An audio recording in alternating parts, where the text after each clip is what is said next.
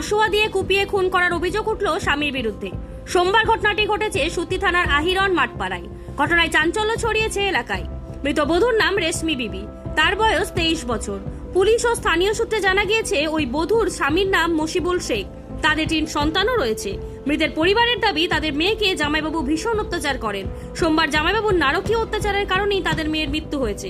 পুরো ঘটনায় তারা অভিযুক্ত জামাইয়ের বিরুদ্ধে ব্যবস্থা নেওয়ার দাবি জানিয়েছেন।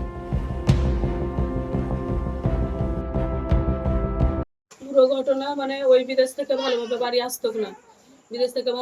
আসতো না, ফোনের মাধ্যমে ফোনে নাকি ঝগড়াঝাটি হতো।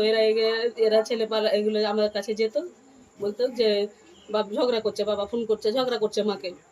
তো আজকের ঘটনা যে ঝগড়াঝাটি সে যা হয়েছে হয়েছে। আজকে মানে কেউই জানে না যে বাড়ি আসবে বা বাড়ি এসেছে, বাইরে থাকে।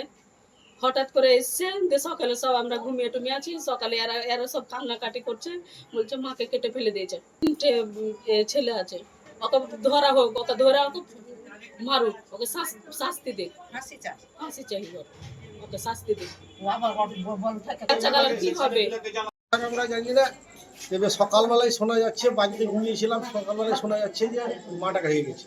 আচ্ছা, মার্ডার করে গেছে ওর বাবা, মেয়েটার স্বামী। ও আসে না অনেক দিন থেকে, বাইরে থেকে। ও আসেনি, কোনো সময় আসেনি। এসে এই কাণ্ড, ছেলেগুলো বলছে আমার মাকে আমার বাবা মেরে দিয়েছে। ছেলেগুলো অনাথ হয়ে গেলো, ছেলেগুলোর জন্য কিছু